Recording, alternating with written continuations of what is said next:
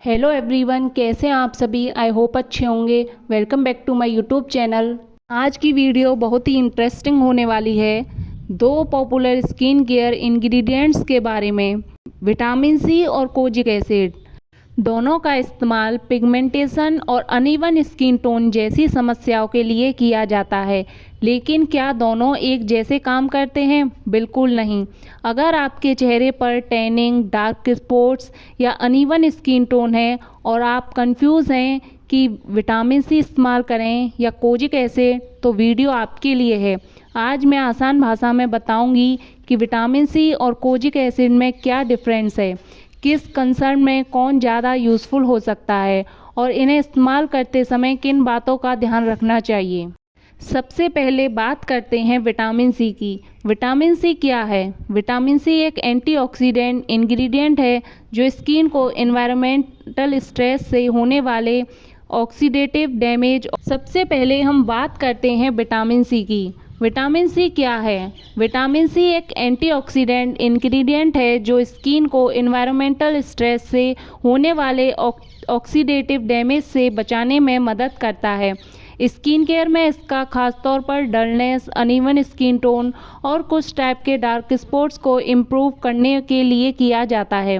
Vitamin C का एक फ़ायदा यह भी है कि ये स्किन को ओवर ब्राइटर और मोर इवन लुकिंग बनाने में मदद कर सकता है। लेकिन ये एक बात बहुत इम्पोर्टेंट है, विटामिन सी कोई ओवरनाइट मैजिक इंग्रेडिएंट नहीं है। अगर आप इसे इस्तेमाल कर रहे हैं तो कंसिस्टेंसी बहुत ज़रूरी है। इसके साथ सनस्क्रीन लगाना भी बहुत ज़रूरी है, क्योंकि पिगमेंटेशन की समस्या में सन एक्सपोजर बहुत बड़ा फैक्टर हो सकता है।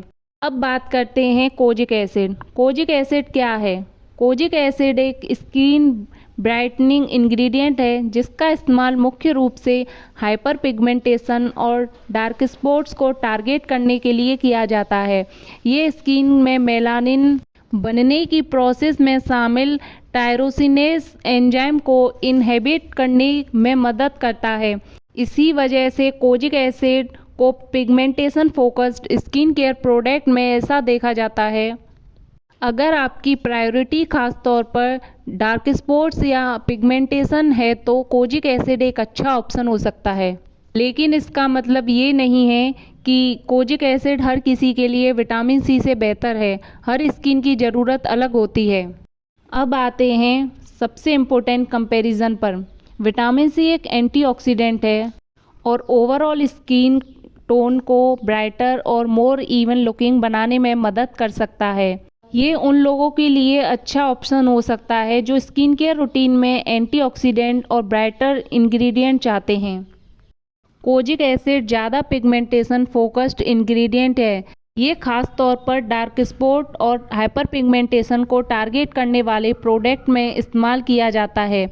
अगर आपका मुख्य कंसर्न है डलनेस और अनइवन लुकिंग स्किन टोन, तो विटामिन सी एक अच्छा ऑप्शन है। अगर आपका मुख्य कंसर्न डार्क स्पॉट्स और पिगमेंटेशन है तो कोजिक एसिड वाले प्रोडक्ट अच्छा ऑप्शन है। लेकिन रिजल्ट पर्सन टू पर्सन अलग होते हैं। किसी को जल्दी रिजल्ट मिलता है तो किसी को देर में रिजल्ट मिलता है। अब चाहे आप विटामिन सी इस्तेमाल कर रहे हैं या कोजिक एसिड, एक चीज़ बिल्कुल नहीं भूलनी है, सनस्क्रीन। अगर पिगमेंटेशन की समस्या है और आप हर रोज़ सन प्रोटेक्शन नहीं लेते तो सिर्फ सीरम या क्रीम से अच्छा रिजल्ट मुश्किल है। दिन में ब्रॉड स्पेक्ट्रम सनस्क्रीन लगाना स्किन केयर रूटीन का बहुत इम्पोर्टेंट हिस्सा है और आप लंबे समय तक बाहर रहते हैं तो सनस्क्रीन को प्रोडक्ट इंस्ट्रक्शन के अनुसार दोबारा लगाना भी ज़रूरी है। कुछ सबसे कॉमन सवाल, क्या कोजिक एसिड और विटामिन सी को एक साथ इस्तेमाल किया जा सकता है? कुछ स्किन केयर रूटीन में इन्हें साथ इस्तेमाल किया जा सकता है, लेकिन बिगनर के लिए मैं एक साथ कई एक्टिव इंग्रेडिएंट सीरम लगाने की सलाह नहीं दूंगी, क्योंकि अगर स्किन सेंसिटिव हो जाए, रेडनेस, बर्न या इरिटेट होने लगे तो समझना मुश्किल है कि प्रॉब्लम किस प्रोडक्ट से हुई है। इसीलिए आप स्किन केयर में नए हैं तो एक समय पर एक एक्टिव इंग्रेडिएंट से शुरू करना ज़्यादा प्रैक्टिकल हो सकता है और किसी भी नए प्रोडक्ट को पूरे चेहरे पर लगाने से पहले पेस्ट टेस्ट करना ज़रूरी है।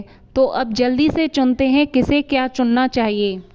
अगर आप चाहते हैं कि आपके स्किन केयर रूटीन में एंटीऑक्सीडेंट प्रोडक्शन और ओवरऑल ब्राइटनिंग लुकिंग स्किन पर फोकस करें तो विटामिन सी आपके लिए सही है। अगर आपका मुख्य कंसर्न डार्क स्पॉट्स और पिगमेंटेशन है तो कोजिक एसिड वाला प्रोडक्ट अच्छा रहेगा। लेकिन आपकी स्किन बहुत सेंसिटिव है, पहले से इरिटेट है या पिगमेंटेशन लगातार बढ़ रही है तो खुद से बहुत सारे एक्टिव प्रोडक्ट्स लगाने के बजाय किसी डॉक्टर डर्माटोलॉजिस्ट से सलाह लेना बहुत ज़रूरी है। कुछ इम्पोर्टेंट प्रिकॉशंस भी याद रखिए। पहला, एक साथ बहुत सारे एक्टिव इंग्रेडिएंट्स शुरू नहीं करें। दूसरा, इरिटेशन, जलन या लगातार रेडनेस हो तो प्रोडक्ट इस्तेमाल करना बंद करें।